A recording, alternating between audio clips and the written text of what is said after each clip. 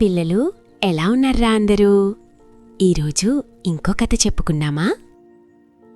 ఒక చిన్న గ్రామం, వెన్నెల నిండిన నిశ్శబ్దమైన రాత్రి. ఆకాశంలో చంద్రుడు శాంతంగా వెలుగుతూ కనిపిస్తున్నాడు. ఆ గ్రామంలో మిథిల అనే చిన్న అమ్మాయి ఉండేది. ఆమె ప్రతి రాత్రి చంద్రుణ్ణి చూస్తూ ఆనందించేది. వెన్నెల ఆమె ముఖాన్ని తాకుతూ మెల్లగా మెరిసింది. మిథిల మనసులో చాలా ప్రశ్నలు తిరుగుతుంటాయి. అప్పుడు ఆమె మెల్లగా అడిగింది, చంద్ర, నువ్వెందుకంత దూరంగా ఉన్నావు? ఆ ప్రశ్నలో చిన్న ఆశ కూడా దాగుంది. ఆమె పక్కనే ఉన్న నానమ్మ ఇదంతా గమనించింది. నానమ్మ ముఖంలో ఒక ముద్దైన చిరునవ్వు. నానమ్మ మెల్లగా చెప్పింది, నిద్రపోతే చంద్రుడు కలలోకి వస్తాడు. మిథిల ఆ మాటలు విని నిశ్శబ్దంగా తల ఊపింది. ఇద్దరూ ఇంటివైపు కదిలారు. వెన్నెల ఇంటి లోపలికి మెల్లగా వచ్చింది. మిథిల తన పడకపై నెమ్మదిగా పడుకుంది. ఆమె కళ్ళు మెల్లగా మూసుకున్నాయి. ఇల్లు అంతా ప్రశాంతంగా మారింది. అప్పుడే ఆకాశం కొంచెం మెరుస్తున్నట్టుగా అనిపించింది. నక్షత్రాలు మెల్లగా కనిపించాయి.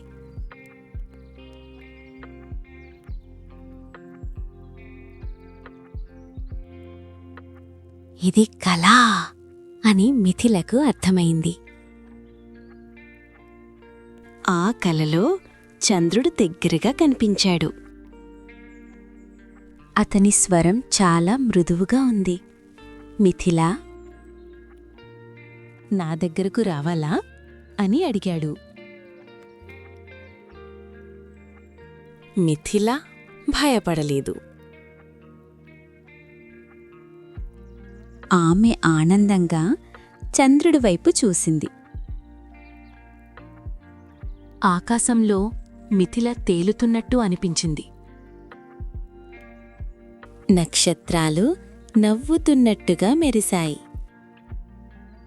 మేఘాలు దారి ఇచ్చాయి. చంద్రుడు మెల్లగా చెప్పాడు, భయపడకు. ఇది కలల ప్రయాణం. చంద్రుని దగ్గర చాలా ప్రశాంతంగా ఉంది. మిథిల అడిగింది, నువ్వెందుకు రోజూ మారిపోతావు? చంద్రుడు నవ్వుతూ చెప్పాడు, నేను తగ్గినా పెరిగినా నా వెలుగు మాత్రం ఎప్పుడూ ఉంటుంది.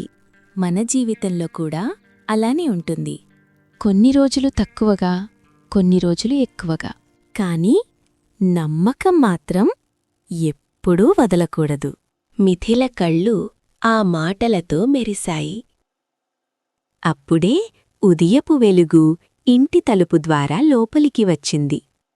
మిథిల లేచి నవ్వింది. కలలు కనేవాళ్లే రేపటి వెలుగవుతారు.